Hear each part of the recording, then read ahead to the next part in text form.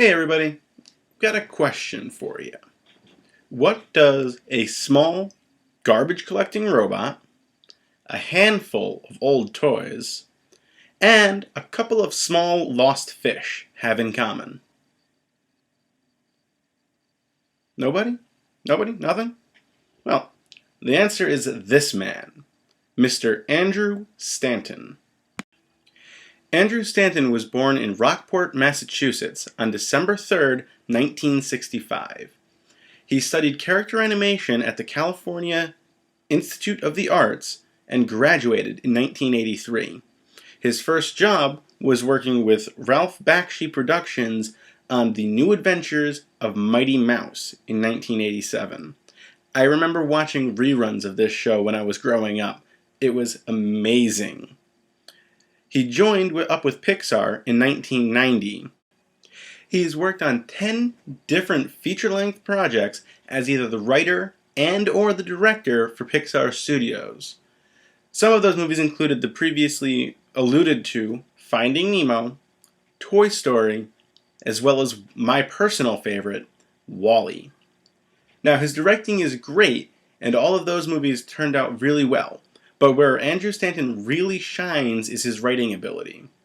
He is so capable of writing perfectly flawed characters in all of his movies, as well as tense, personal moments that really get you on the edge of your seat. Take Finding Nemo, for example. The father, an absolutely loving character. In fact, he's loving to a fault. He doesn't want Nemo to go out and do anything on his own because he was injured as an egg when a barracuda attacked the house. And if you're looking for fabulously written and flawed characters, you do not have to look any further than the Toy Story series of films. In 1995, we were first introduced to Woody and Buzz. Woody was so used to sitting on top of the food chain, as it were, for Andy's affections, that as soon as Buzz came up and started to get a little bit more interaction than he was liking, he was willing to knock Buzz out of the show. Now, he wasn't really looking to knock him out the window, but he was definitely looking to, get rid of him. Which brings us to WALL-E. WALL-E's characters are a little different. They are still amazingly well designed and perfectly well written. But Eve and WALL-E, they don't really have much of a fault. I mean, you could consider the fact that they're actually kind of going above and beyond their program a bit of a fault because, they weren't designed to do what they were doing. But I guess you could also look at the humans as being kind of a faulty character as a whole because they had just given up on doing anything. They were happy in their own perfect little world.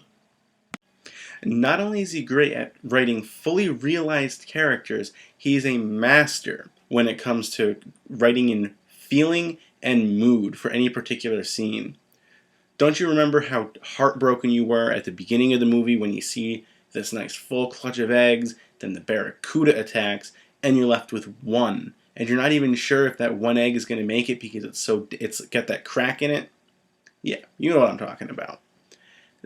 Then on top of that, you jump forward to 2010 with Toy Story 3, that scene where they're in the incinerator and they link arms and are prepared for the absolute worst thing that could happen, but they were okay with it because they were with each other, they were with their family.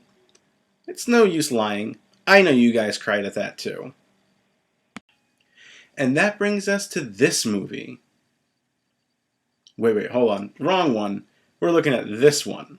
WALL-E. I guess you can see the similarities, right? You can understand why I got a little confused.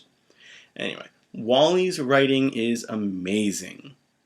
The scene where WALL-E and Eve are flying through space with his little soda can.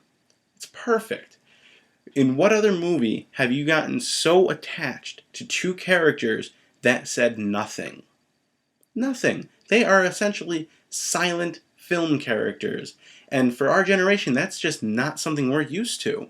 But Andrew Stanton manages to not only develop full characters with two robots, but he does it without them saying anything.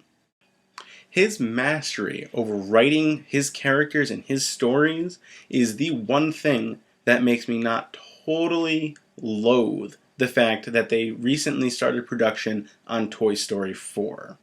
You know, Toy Story 1 was great. Toy Story 2 was amazing. Toy Story 3 turned out fantastic, but everyone had their hesitations about it. Then I saw Toy Story 4. And if it wasn't for the fact that Andrew Stanton has proved time and time again he is able to write his characters and write his stories and make them nothing short of amazing, well, that man gets my vote.